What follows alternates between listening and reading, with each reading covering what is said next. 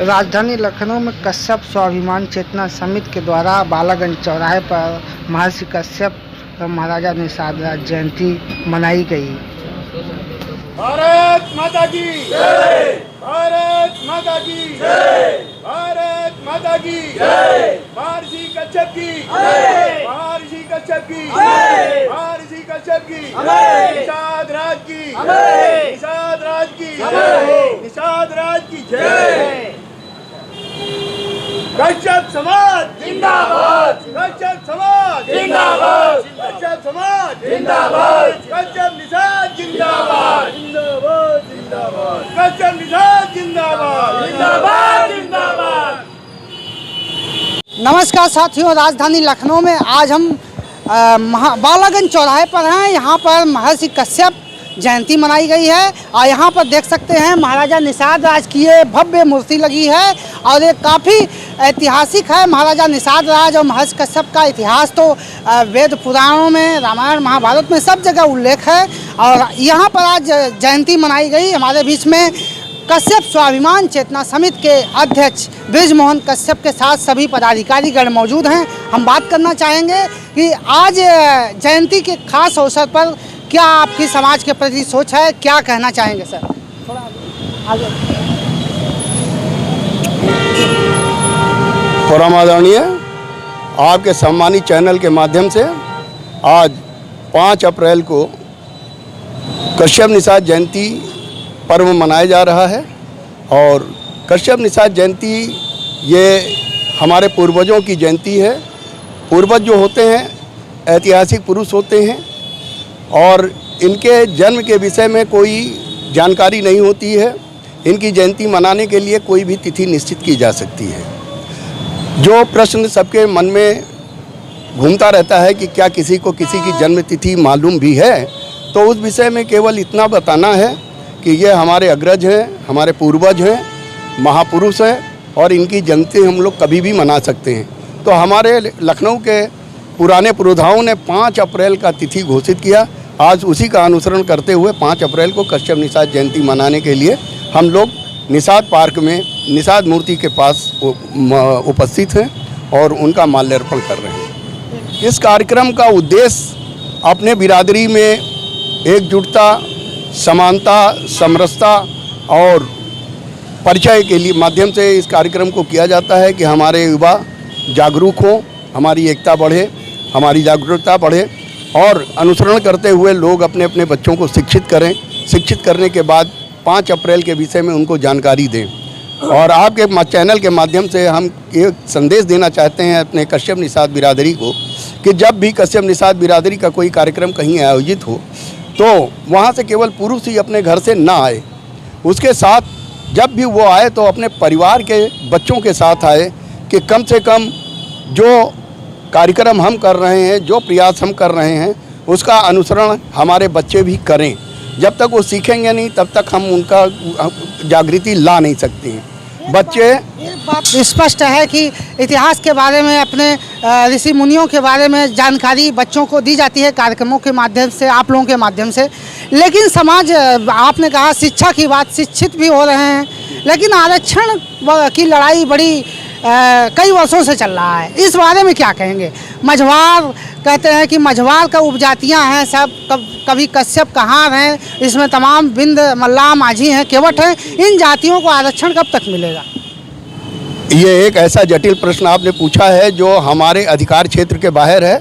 हमारा कार्यक्रम सामाजिक और पारिवारिक होता है, लेकिन जैसा आपने एक जानकारी चाहिए हमसे, तो उस जानकारी के विषय में केवल हम इतना बता दें कि जो भी आदमी प्रदेश स्तर पे या नगर स्तर पे या देश स्तर पे जो भी हमारी बिरादरी का नेता हुआ है, तो जब तक वो विपक्ष में रहता है या जब तक वो अपने अपने घरों में पदवी नहीं मिलती है, तब तक तो वो बिरादरी के हक के लिए आवाज़ उठाता है।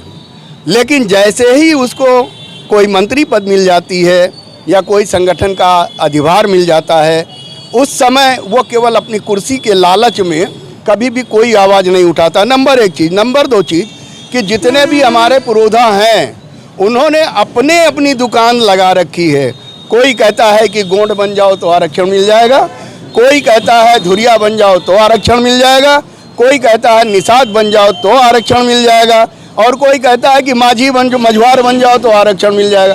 हम एक ही बाप के बेटे हैं, एक भाई को आरक्षण मिला हुआ है, क्या कारण है कि एक भाई को आरक्षण नहीं मिला है? लेकिन जनगणना तो एक नाम से होना चाहिए, एक शब्द से होना चाहिए, ऐसा लोग कहते हैं। तभी लोग एकजुट हो पाएंगे, यूनाइट हो पाएंगे, तभी अलग अलग नामों में न बटकर अगर रहेंगे, अलग अलग नामों में बटकर रहेंगे तो लाभ नहीं मिल पाएगा, ऐसा लोगों की सोच है।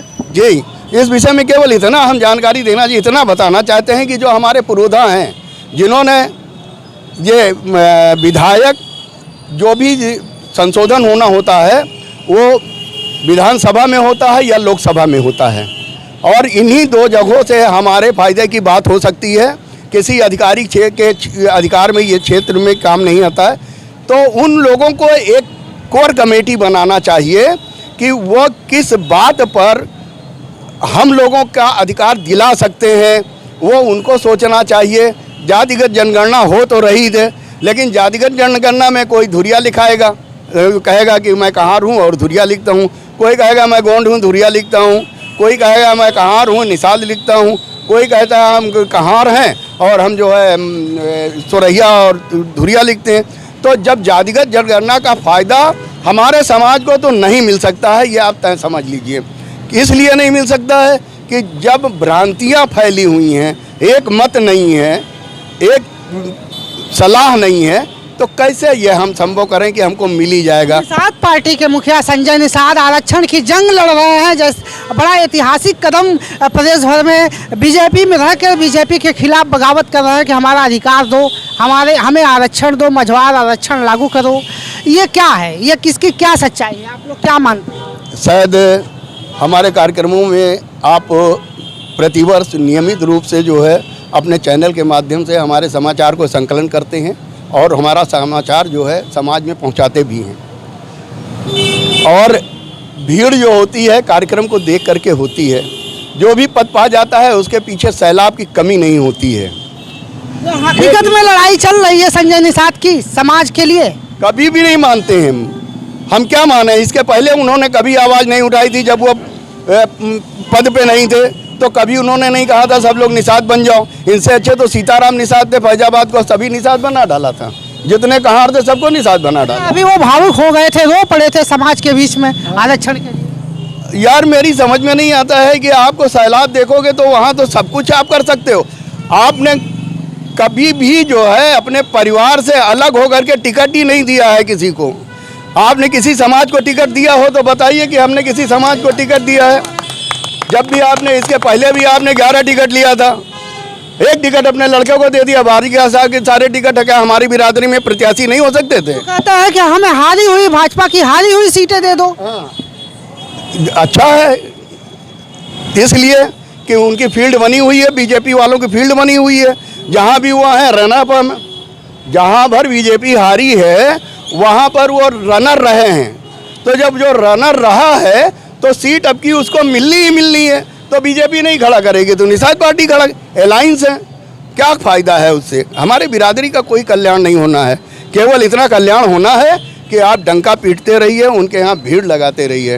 इतने दिन से हम कह रहे हैं, हमने इतना काम किया, लोगों से जागृत कराई, कोई भी ऐसा प्रतिनिधि बता दीजिए। संगठन के माध्यम से 2027 का चुनाव है, आपके संगठन के माध्यम से क्या रणनीति है, क्या किधर आप लोगों का क्या सत्ता परिवर्तन चाहते हैं, अपने हक के लिए लड़ाई करके कुछ और करना चाहते हैं? ये राजनीतिक परिक्षेत्र है और हम बिल्कुल राजनीतिक और हमारी संस्था पूर्णतः राजनीतिक है।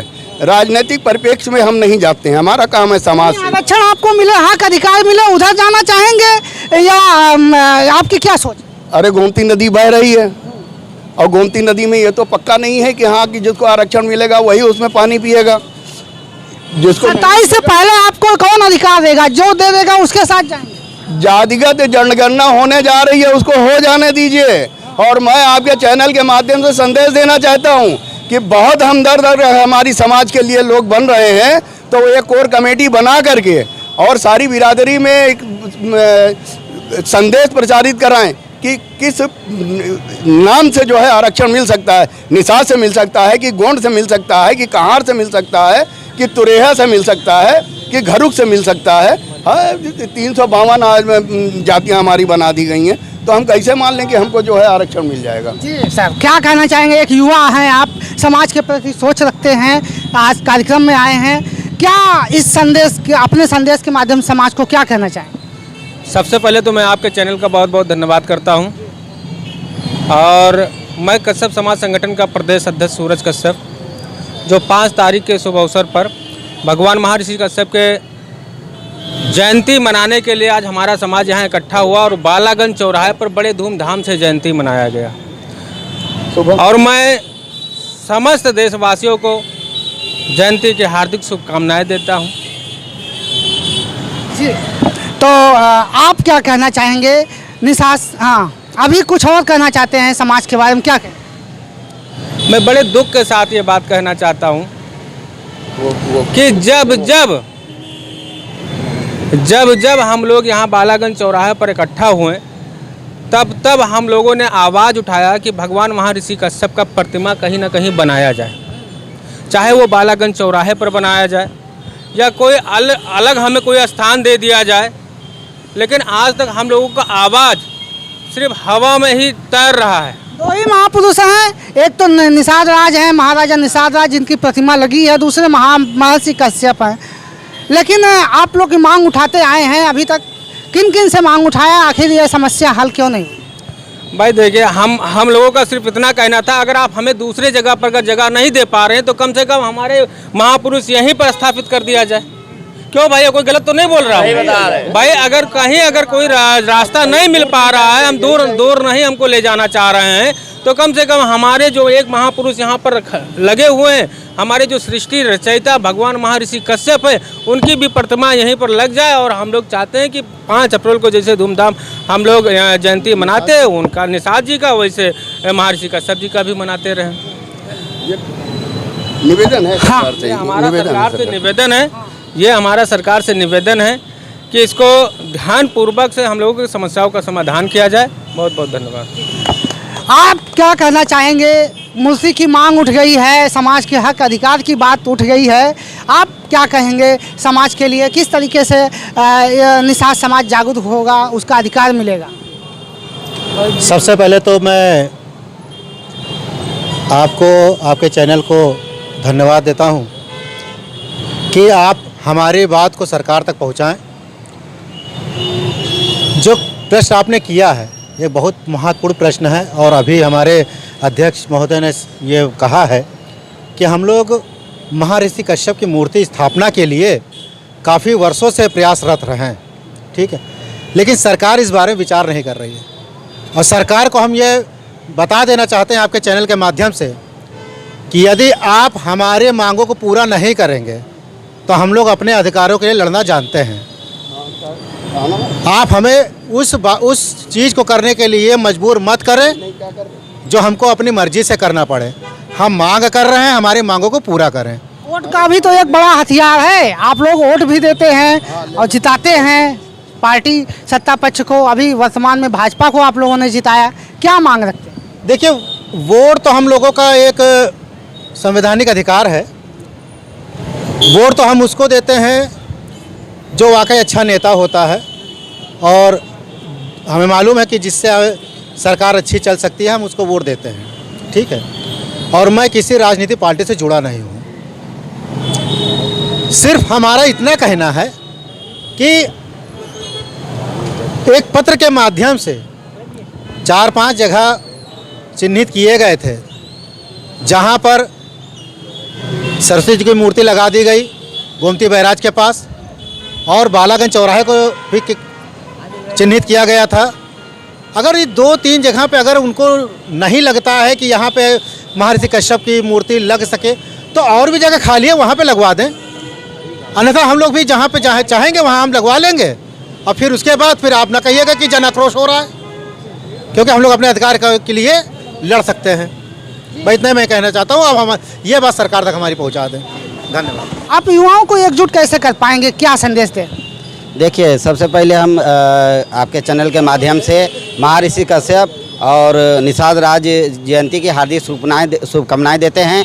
और हम अपने नेताओं को जो पार्टी में बड़े बड़े पद पे हैं उनसे कहना चाहते हैं कि भाई आपका पद बेकार है। जब एक महर्षि कश्यप की लखनऊ में मूर्ति नहीं लगवा पा रहे हो तो आपको उस पद पर बने रहने का कोई अधिकार नहीं है। आपको शर्म आना चाहिए, आपको शर्म आना चाहिए। पूरे समाज को जवाब देना चाहिए कि एक मूर्ति नहीं लगवा पा रहे हो महर्षि कश्यप को, जिसको हम लोग माल्यार्पण कर सके, तो आप जो है उस पद पे इस्तीफा दे दीजिए, जाइए घर में बैठिए, अपने खेती बाड़ी करिए। जय महर्षि कश्यप, जय निषाद राज।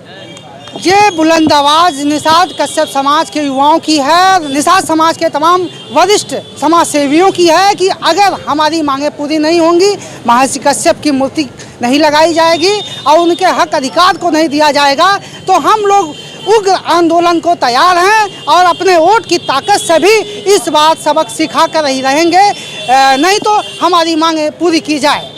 आज महर्षि कश्यप और महाराजा निषाद राज जयंती मनाई गई। बालागंज चौराहे पर सभी लोग यहाँ एकजुट होकर अपनी आवाज़ को बुलंद करते नजर आ रहे हैं। अब देखना यह है कि 2027 में ये लोग किसे वोट करते हैं और इस जाहिर सी बात है उसे ही वोट करेंगे जो इनके हक और अधिकार के साथ होगा, इनकी मांगों को पूरा करेगा। आई कनेक्ट न्यूज़ के लिए राजधानी लखनऊ से मैं सुभाष निषाद।